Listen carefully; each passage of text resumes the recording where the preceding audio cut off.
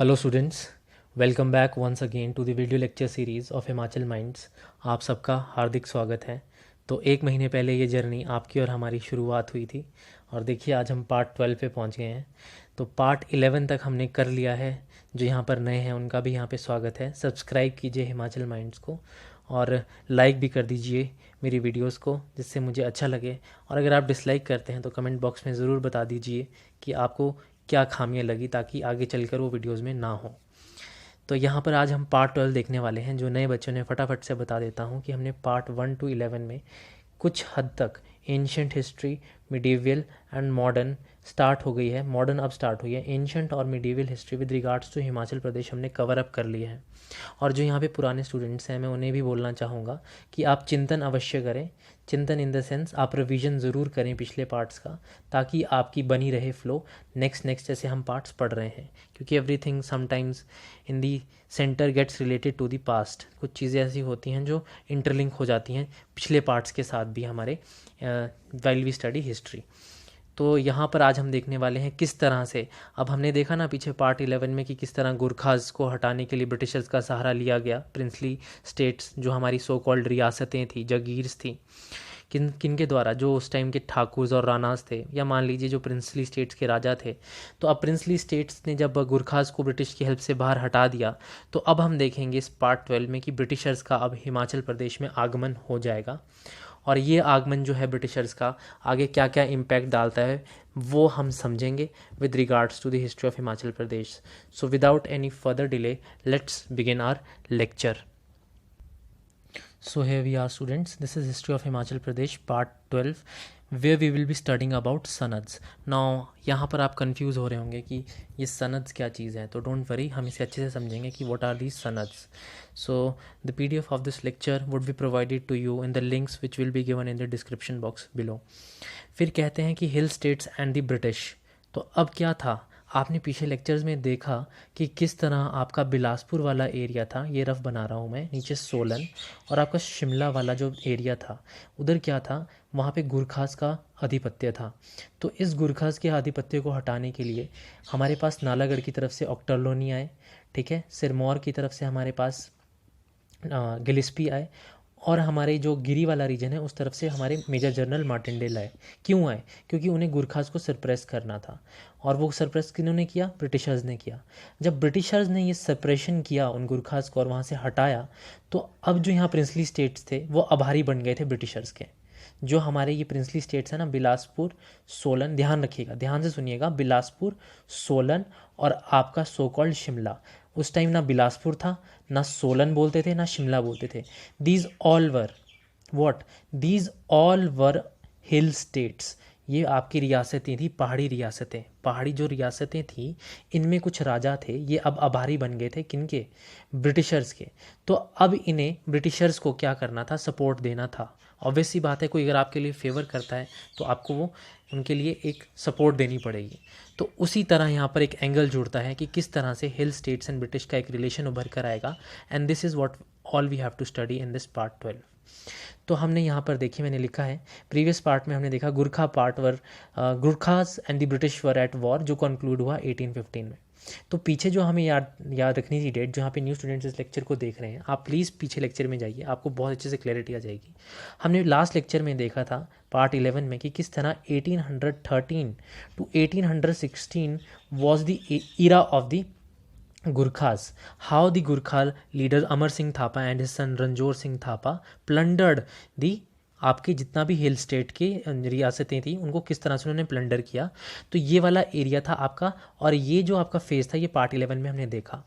आज जो हम देखने वाले हैं वो हम 1815 में देखते हैं कि किस तरह गुरखा ब्रिटिश वॉर, या जिसको एंग्लो गुरखा वॉर भी बोलते हैं, एंग्लो नेपोलिस वॉर बोलते हैं, वो किस तरह कॉन्क्लूड हुआ, और उसमें ऑक्टरलोनी साहब ने कितनी महत्वपूर्ण भूमिका निभाई। और उसके बाद ट्रीटी ऑफ सेगोली जो है वो एक तरह की पीस ट्रीटी साइन हुई आपके ब्रिटिश और गुरखास के बीच में, वो आप लास्ट लेक्चर में समझ सकते हैं। तो जब वो सब हो गया स्टूडेंट्स, उसके बाद क्या होता है, तो प्रिंसली स्टेट्स को कोऑपरेशन का एक प्रस्ताव रखा गया ब्रिटिश द्वारा कि आप हमारे साथ मिलकर काम करेंगे फ्यूचर में। ब्रिटिशर्स का ये कहना था। और इसी के तहत, इस कॉपरेशन के तहत ब्रिटिशर्स के अंडर 20 शिमला हिल स्टेट्स आ गए। अब यहाँ पर शिमला हिल स्टेट्स आप ये मत समझिएगा कि ये टोटली शिमला के हैं, क्योंकि ना तो उस टाइम शिमला था ना उस टाइम सोलन था। दिस शिमला एंड सोलन वाला पार्ट वाज वन प्रिंसली, पूरा एक इलाका था जिसमें अलग अलग रियासतें थी ठाकुर्स और रानास की। ओके स्टूडेंट्स, तो यहाँ पर क्या बोलते हैं कि मेजर ऑक्टरलोनी साहब थे, जो बहुत इंपॉर्टेंट हीरो हैं, मेजर जनरल ऑक्टरलोनी साहब, वो मीटिंग बुलाते हैं पॉलिसी में, किसकी, हिल चीफ्स की, ठीक है।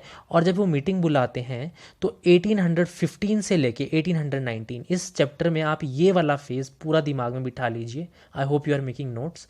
1815 टू 1819 में पूरा रिवॉल्व करेगा इस चैप्टर में, इस पार्ट में हम देखेंगे।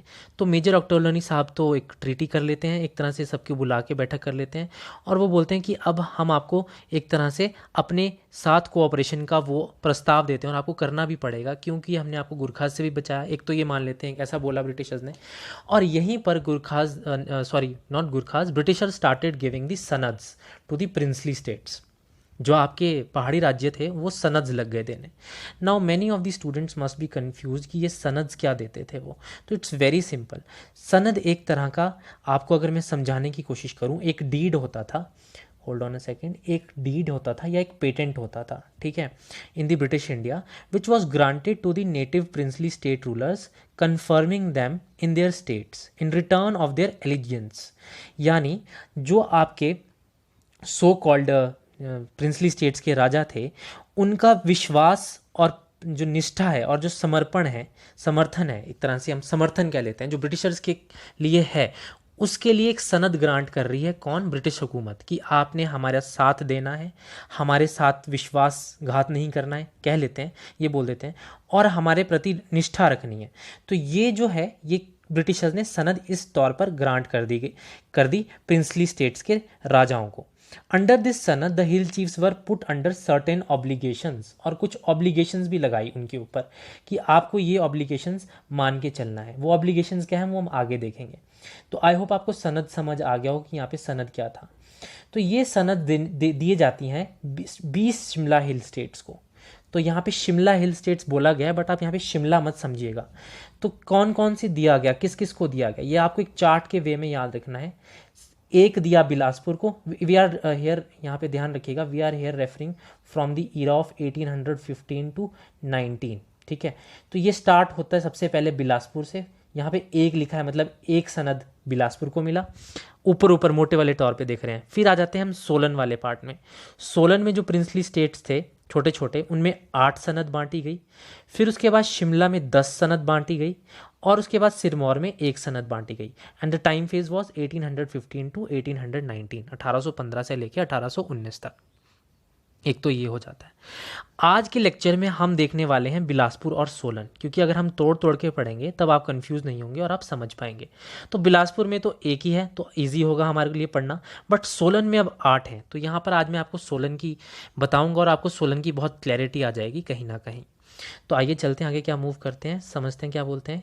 तो ये देखिए, सनद क्या था, it was given to hill chiefs in the form of protection by the Britishers, जिसमें ऑब्लिगेशंस थी, कुछ दायित्व थे। क्या क्या दायित्व थे कि अंग्रेज़ों ने कहा कि हमने तो आपकी रक्षा करी गुरखा से, और आने वाले टाइम में भी हम आपको रक्षा देंगे, बट आपको क्या करना है, आपको फुल पैसेज देना है ब्रिटिश मर्चेंट्स को। जो हमारे ब्रिटिश के मर्चेंट्स आएंगे आपके एरियाज़ में, उनको कोई रोक टोक नहीं होनी चाहिए, उनको फुल आने जाने की परमिशन होनी चाहिए, ठीक है। आपको बेगार हमें देना पड़ेगा, बेगार प्रोवाइड करना पड़ेगा, ठीक है। कंस्ट्रक्ट रोड्स करने पड़ेंगे हमारी जो हमारे आने आगमन के लिए, ताकि हम अच्छे से वहाँ पर आ सकें। अपनी टेरिटरीज में आपको सड़कें बनानी पड़ेंगी, और आपको नजराना भी देना पड़ेगा हमें। नजराना was a kind of tax in the form of cash, हमें देना पड़ेगा। ये ब्रिटिशर्स का सनद की उसमें डील हुई थी। और ब्रिटिशर्स ने बोला कि हम कभी भी किसी को ओवरथ्रो कर सकते हैं फ्रॉम हिज सो कॉल्ड गद्दी से या सिंहासन से, या कोई भी अगर आपका वारिस है, अगर वो ढंग से इन ऑब्लिगेशंस को, देखिए ये लिखा ना मार्क करके, इन दायित्वों का पालन नहीं करता है अगर वो। और आपको यहाँ पे लैंड कल्टीवेशन भी इंप्रूव करनी होगी, और आपको पब्लिक रोड्स को सेफ बनाना पड़ेगा। और इसी तरह कहते हैं कि 1815 से लेकर 1845 तक, 1815 टू 1845 तक क्या होता है, ये जो ब्रिटिश और हिल स्टेट्स के बीच में retention of territories, complaints, asylum और जो गद्दी को लेकर, सियासत को लेकर एक प्रॉब्लम जो है वो चली रहती है, एक खींचातानी, और ब्रिटिशर्स के ऊपर एक तरह से इनके प्रेशर आने लगता है किसका, प्रिंसली स्टेट्स का। और जो रही सही कसर है वो सिख वालों की भी होती है। अब हमने देखा था ना कि सिख जो एरिया है कांगड़ा वाला, जो आपके महाराजा रंजीत सिंह से लेके आपका थोड़ा बहुत हमीरपुर वाला पार्ट है, थोड़ा उनके अंडर, और उनके पास रियासतें हैं हिमाचल प्रदेश की, तो थोड़ा बहुत दबाव जो है सिख का ब्रिटिशर्स के ऊपर है। ब्रिटिशर्स सिख से डर रहे हैं, सिख वाले भी थोड़े ब्रिटिशर्स से डर के रह रहे हैं, वो हम आगे देखेंगे कैसे। तो ये थोड़ा बहुत प्रेशर इसका भी था। तो 1815 से 1845 की हिल स्टेट की, प्रिंसली स्टेट्स की कुछ इस तरह से कहानी रहती है कि एक तो आपस में वो टेरिटरीज, यहाँ रिटेंशन ऑफ टेरिटरीज के पीछे लड़ रहे हैं, एक दूसरे के खिलाफ वो कंप्लेंट कर रहे हैं ब्रिटिशर हुकूमत के पास, जिसमें आर्बिट्रेशन का काम करना पड़ता है ब्रिटिशर्स को, दोनों के बीच में एक मध्यस्थता का काम करना पड़ता है। तो ये भी ब्रिटिशर्स के लिए एक तरह की सरदर्दी ही होती है एक तरह से, आगे हम वो पढ़ेंगे। और प्रॉब्लम्स ऑफ सक्सेशन तो है ही है, बट आज जो हम फेज पढ़ने वाले हैं वो हम 1815 का, बहुत इंपॉर्टेंट 1815 का पढ़ने वाले हैं, जिसमें आपको मैंने 20 शिमला हिल स्टेट्स की बताई थी ना प्रिंसली पढ़ने को, बट आज हम यहाँ पे 9 पढ़ेंगे। तो उस 20 में से 9 में पहली बिलासपुर की है और 8 सोलन की है। तो बिलासपुर की तो बहुत सिंपल हो जाती है। सबसे पहला सनद जो ग्रांट हुआ था, जो आपकी वो मैंने आपको बताया था ना कि एक ऑब्जेक्टिव के साथ, सबसे पहला जो ग्रांट हुआ था, आपको यहाँ पे अब ध्यान से सुनना है, वो बिलासपुर के राजा को हुआ था। और राजा महान चंद तो आपने पिछले लेक्चर्स में आपने देखा ही होगा, महान तो न थे ही वो महान, तो आपको याद आ गया होगा, उनको मिली। ठीक है, तो ये एज इट इज़ आप रिमेंबर रखिए, 1815 का ही ये सारा फेज़ है। पहले तो पूरा सोलन और बिलासपुर का 1815 में कवर हो जाता है। देखिए पहले तो आप दिमाग में ये याद रख लीजिए 1815 में पूरा निपट जाएगा बिलासपुर और सोलन का। आगे चल के और डीप होगा, बट अभी फॉर द टाइम बीइंग इस लेक्चर में आप ये याद रखिए। तो सबसे पहले तो बिलासपुर के राजा महान चंद को 6 मार्च 1815 को सनद ग्रांट हो गई। दिस इज़ वेरी इंपॉर्टेंट, आप इसे रट लीजिए, क्योंकि ये अब आपको ये समझना भी पड़ेगा और साथ में डेट तो एज इट इज़ आपको ध्यान ही रखनी पड़ेगी। ठीक है, उसके बाद सोलन इज़ वेरी इंपॉर्टेंट। तो सोलन में आपका सेकंड नंबर पे बागल के आते हैं। बागल में राजा जगत सिंह को मिलती है 3 सितंबर को। जो आपका बागल है वो that is your modern day Arki. फिर कुठार जो है ये सबाठू वाले रीजन में आता है, इसे इधर राणा भूप सिंह को 3rd नंबर पे मिलती है 3 सितंबर को। तो बागल और कुठार को 3 सितंबर को मिल गई। 4th पे आ जाते हैं आपके बघाट। ठीक है, यहाँ पर मोहिंदर सिंह को 4 सितंबर को मिलती है 1815 तो आप याद रख लीजिए, बिलासपुर और सोलन का एक बल्क ऊपर 1815 था ही था। और महलोग आता है उसके बाद, जहाँ पे ठाकुर संसार चंद को मिलता है। ये वो वाले संसार चंद से मत कंफ्यूज होइए, नाम सेम हो सकते हैं बट ये संसार चंद दूसरे थे, कांगड़ा वाले नहीं है ये। तो यहाँ महलोग में मिल जाता है 4 सितंबर उन्हें। बेजा को मिल जाता है, जो आपका बेजा थी एक, उसे मिल जाता है ठाकुर मानचंद को मिलता है सनद 4 सितंबर को। तो 4 सितंबर को सोलन के 4 जगहों को मिल जाता है, एक बघाट, 3 जगहों को, सॉरी माफ़ कीजिएगा, बघाट, महलोग और बेजा को। उनके राजाओं के नाम आप देख लीजिए। 7वें नंबर पे नालागढ़ को मिलता है राम सरन सिंह, ये सबको याद होंगे जो टांग अड़ाते थे। ठीक है, नो ऑफेंसेस उनके आगे, अगर कोई बच्चे सुन रहे हैं उनके आगे, जेनोलॉजिकल वाले सुन रहे हैं, तो no offences, is just for learning purpose. तो यहाँ पर राम सरन सिंह को 20 अक्टूबर 1815 को सनद मिलती है ब्रिटिश हुकूमत द्वारा। फिर जो मंगल होते हैं, मंगल वाला जो आपका टेरिटरी आता है सोलन के अंदर, उस टाइम सोलन नहीं होता था। ठीक है, ये सब आप सोलन के अंदर, जो अब याद रखिएगा कि अब ये सोलन के अंदर मर्ज हो गए हैं। वहाँ पे बहादुर सिंह था, उसे 20 दिसंबर को मिलती है। और कुनिहार के राजा थे ठाकुर मगन देव, उनको 28 दिसंबर को मिलती है।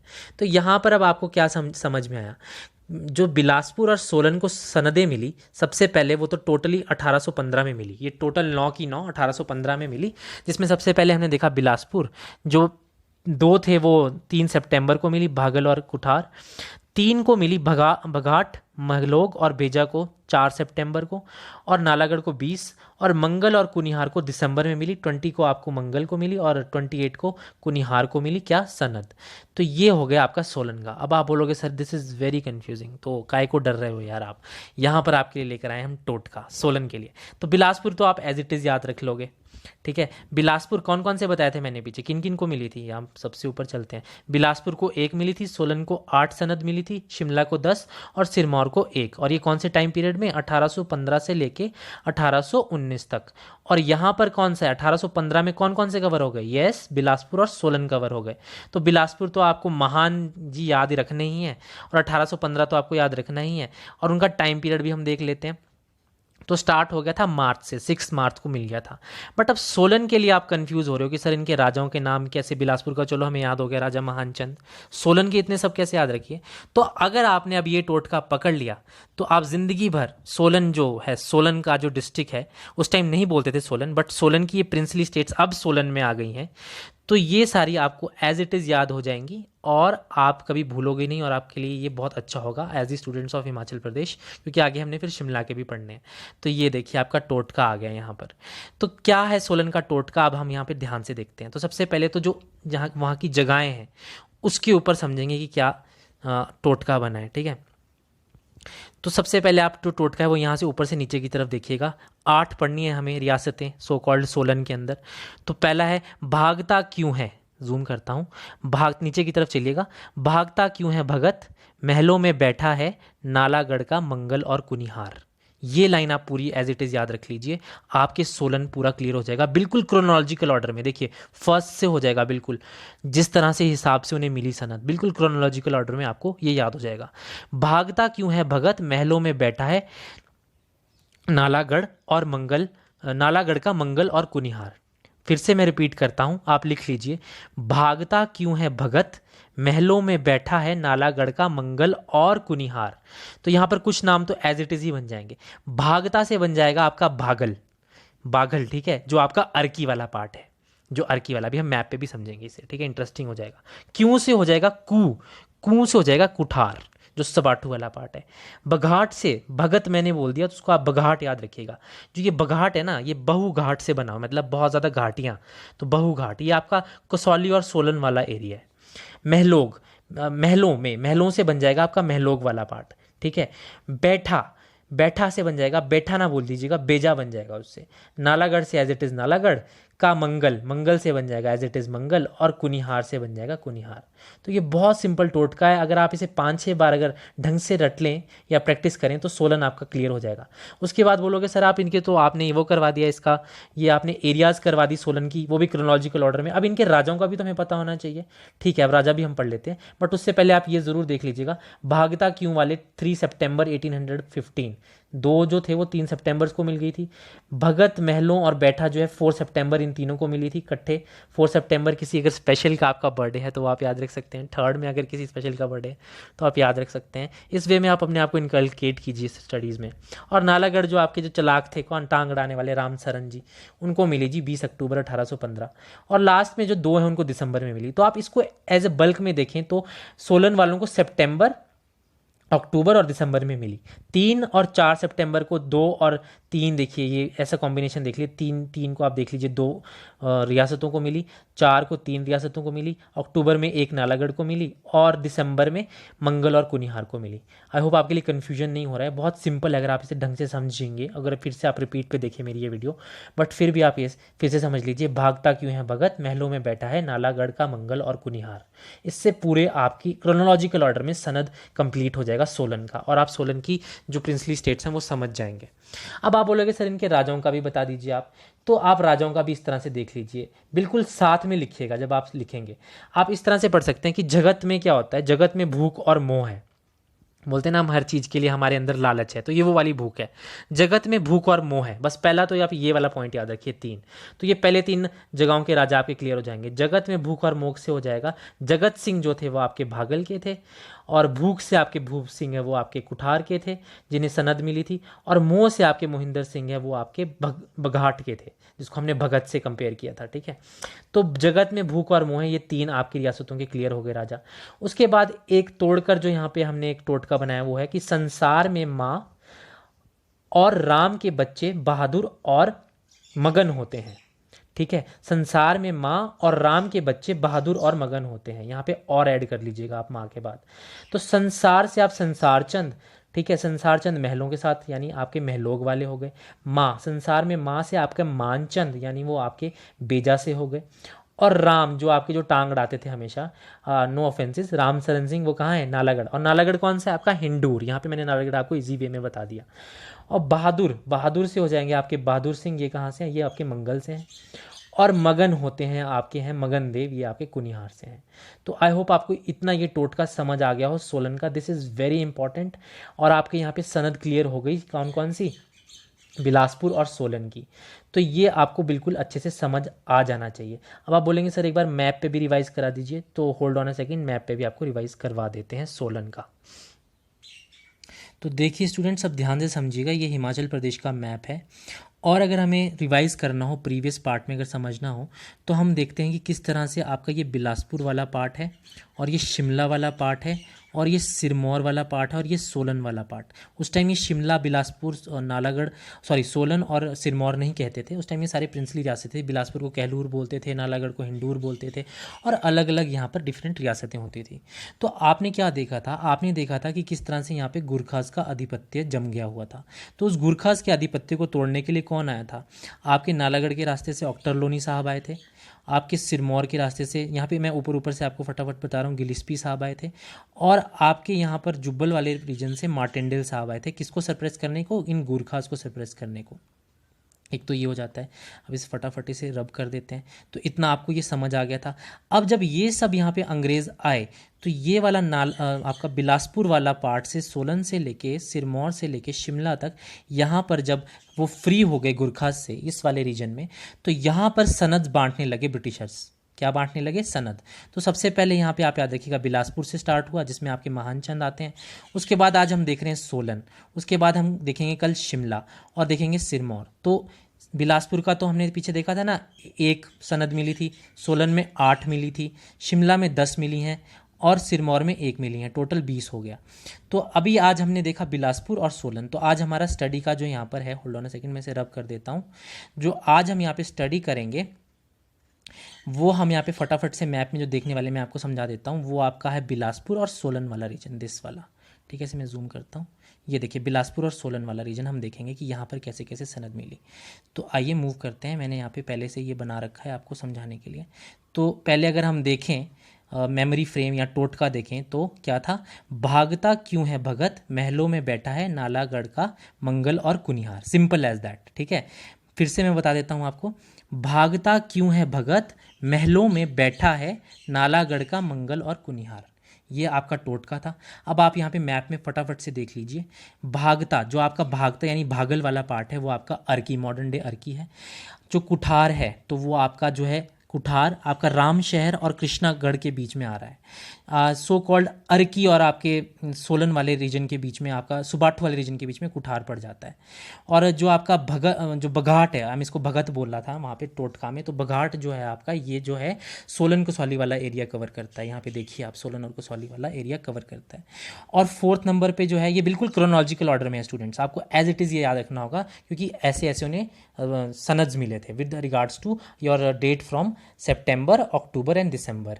किसके केस में? सोलन के केस में। बिलासपुर को तो आपने देख लिया था, मार्च में मिला था।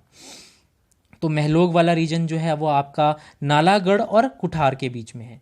ये भी आप समझ लीजिए आप मैप में। फिर जो बेजा वाला है वो आपके कसौली और नालागढ़ के फुट हिल्स वाले पार्ट में आता है। उसके बाद नालागढ़ एज इट इज़ देख लीजिए आप, नालागढ़ ये वाला पार्ट है आपका। ठीक है, ये वाला सोलन का नालागढ़ वाला पार्ट है। और उसके बाद कौन सा है? मंगल। ठीक है, मंगल वाला पार्ट में थोड़ा जूम आउट करता हूँ, ये बड़ा चार्ट है। मंगल जो मंगल वाला पार्ट है, वो कहते हैं कि वो सतलुज वाली टेरिटरी के पास आता था, जो आपकी बिलासपुर से क्रॉस हो रही है। दारला घाट और बिलासपुर के बीच में, आप ये ध्यान से ऐसे समझने के लिए, अपनी अंडरस्टैंडिंग के लिए आप समझ सकते हैं मंगल। और जो कुनिहार वाला पार्ट है वो हम देख लेते हैं। ये 8th देखते हैं कहाँ को मार्क हुआ है, कुनिहार। ये भी आपका अर्की और नालागढ़ के बीच में आता है कुनिहार वाला पार्ट, जिसे हम एक कॉमन भाषा में कुछ बोलते भी हैं, जिसको बोलते हैं कि अगर हम सुबह कुनिहार का नाम ले लें तो हमें खाना नहीं मिलता, जस्ट अ लोकल, वो एक सेइंग है वहाँ पे। तो आपको अगर वो पता है क्या बोलते हैं कुनियार को दूसरा नाम, तो आप कमेंट बॉक्स में मुझे बताइए, मुझे अच्छा लगेगा। तो ये स्टूडेंट्स आपका सनद का आज मैंने पार्ट करवाने की कोशिश की सोलन और बिलासपुर के केस में। नेक्स्ट पार्ट में हम शिमला में देखेंगे और सिरमौर में देखेंगे। तो ये टोटका आप अच्छे से रिवाइज कीजिएगा। Thank you. अच्छे से समझा आपने इस लेक्चर को तो प्लीज़ मुझे नीचे कमेंट में बताइएगा। अगर आपने नहीं समझा है तो प्लीज़ दोबारा आप इसे देखिएगा, क्योंकि ये पढ़ना बहुत मुश्किल था मेरे लिए भी और ये इतना बनाना। तो आप अगर इसे अच्छे से लेक्चर को फिर से सुनेंगे तो आप इसे अच्छे से मेमोराइज़ कर सकेंगे। और ये सच्ची में आपका जो ये टोटका है, अगर आप इसे 5-6 बार प्रैक्टिस करेंगे तो मैं मानता हूँ आपको सोलन और बिलासपुर का सनद वाला पार्ट क्लियर हो जाएगा। और ये था क्या सब, ये ब्रिटिशर्स की एक तरह से चाल ही थी हमारे वहाँ पे हिल स्टेट्स में पैर जमाने की। तो आई hope you like this lecture and please do like my videos, please do comment और हो सके शेयर भी कीजिएगा। और जो यहाँ पर नए हैं प्लीज़ सब्सक्राइब कीजिए मेरे चैनल को। I will be bringing such videos and आप, मैं समझता हूँ अच्छे से समझ पाएंगे वंडरलैंड नोट्स को, which is a kind of सरदर्दी टू स्टूडेंट्स। बट अब ये सरदर्दी नहीं रहेगी, आई प्रॉमिस यू। सो बने रहिए और पेशेंस से हम पढ़ेंगे, क्योंकि पेशेंस से ही हमें आगे बढ़ना है। कोरोना का फेज़ चला हुआ है, जल्दबाजी किसी चीज़ की नहीं है हमें। अच्छे से रहिए, सुरक्षित रहिए, stay safe, stay at home. Thank you and have a nice day.